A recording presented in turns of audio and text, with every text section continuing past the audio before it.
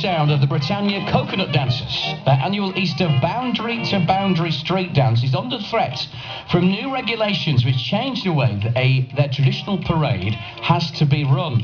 Well, Joe Healey is the secretary of the Britannia Coconut Dancers, and also with us is Neville Earnshaw in the studio, who's a member of the group. Good morning, chaps. Good morning. Is this serious? Very. What's happening then? Well, I don't know if it's because there's an unlucky number in the year, 2013, or whether we've just drawn a short straw, but apparently for the dance to go ahead this year, we have to have new legislation, which means that we have to have trained operatives to go on the Queen's Highway to direct traffic.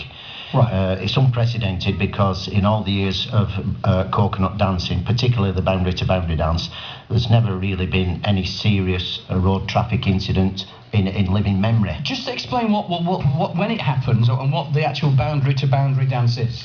Well, the boundary-to-boundary dance is a special day for the Britannia Coconut Dancers, a unique folk dance team, and it's always on Easter Saturday. It always starts at 9 o'clock on one particular boundary and finishes about 7 p.m. on another boundary within the boundaries of Rosendale. Right. And it's something that's gone on for over 100 years. Neville? Yeah. This boundary dance goes back probably to the Dark Ages. It was used by the elders of any particular village to show the younger people in the village what the extent of their land was, and they'd walk around these boundaries once a year to show the young people exactly this is our land and that's a neighbouring land, etc. And that practice became a festival, and merriment was introduced. So it's a throwback to that sort of thing. So how many are there usually of you doing this boundary-to-boundary dance? Well, to actually turn out with a complete dance troupe, you need the eight men. Right. 8 men to actually do the performance. We have about 14 members. They're usually all in attendance on the day because it is a long day, and that means that some of the lads can swap places and do a bit of dancing while some have a bit of a respite. How popular is it? Well, it's something that's owned by the town. It's not what I would say is popular. It's become iconic in some respects. It's gone on for so long and was so different to the standard Morris troupe. We're a folklore troupe in that respect. And when I say it's iconic, it's been around that long and come through all sorts of deprivation and 2 world wars, and it's still surviving. It's just ironical that now in the year 2013 we're faced with this new legislation, which means we've got to have certificated and trained operatives to actually direct traffic whilst this performance is taking place on the Queen's Highway. Why can't you do that then? For some strange reason, this legislation, I don't know if it's to do with health and safety or just that we're in a very litigious society. It's something that has been aimed at the Britannia Coconutters this year. We've not really had a straight answer on it. I've done research with the Morris Ring of Great Britain, of which we are a member, and talking to a lot of the senior troops up and down the country, they have not had this litigation aimed at them as of yet. So we might be pioneers in having to go through this particular hoop. Right, okay, so is there no way that you can have like marshals and a certificate in time for Easter? Is there? Well, for the last few years we have marshalled the event ourselves. Right. Traditionally we've had the local bobbies specials actually marshalling the traffic, but we took over those duties several years ago and everything's gone really smoothly. It would appear that we've been acting with our legal authority on the highway, and we're not authorised to actually stop our direct traffic.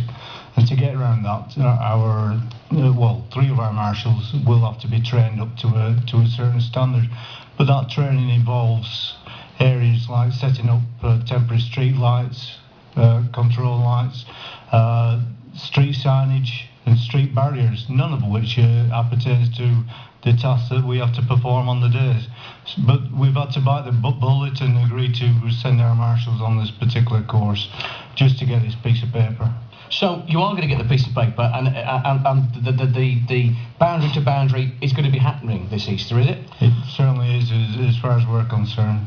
we've crossed the last hurdle as far as we know. For people who don't know, who have never heard about the Britannia Coconutters, just explain a little bit of the history, because it's a unique group, isn't it?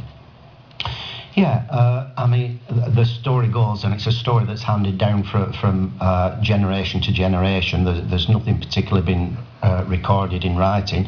That the tradition came to the Lancashire quarrymen via the Cornish tin miners. As they were started to deplete in the tin mines, the Cornish miners were experts in mining and also in getting water out of deep excavations. And they took the tradition all around the world, and no more so than in Lancashire. And they taught the men how to mine stone, not quarry it. They taught them how to mine it in the first instance at the turn of the 19th century. And this particular tradition is associated with Moorish pirates who used to come into the Cornish villages and create havoc. And the Cornish miners are purported to have brought this dance with them as copied or mimicked from the Moorish pirates. Indeed, research shows that the costume that we wear is an authentic Moorish pirates costume. And the dancers wear black faces, don't you? Now, some people who don't know the history, I imagine that raises a few eyebrows, but when you explain the history, that they obviously understand why. The blackface is a disguise. During the Reformation and other times, it was illegal or frowned on for the working man to actually enjoy himself, make merriment, and probably drink alcohol as well. So the blackface is used as a disguise. The mining tradition also probably introduces this blacking up as well. So it happens on Easter Saturday? Easter Saturday, yeah. And what time does it start? 9 a.m. You'll be starting from where? Starting from the Britannia boundary with Whitworth, which is commonly known as the Travellers' Rest on the A671.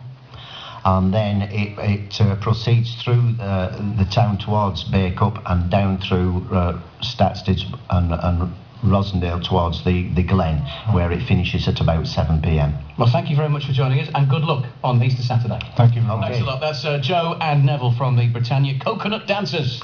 Right, that's it from me. I'll be back with you on Monday morning, bright and early. Have a wonderful weekend. Of course, stick with BBC Radio Lancashire throughout the day. The snow's going to be bad today, particularly this afternoon. We will keep you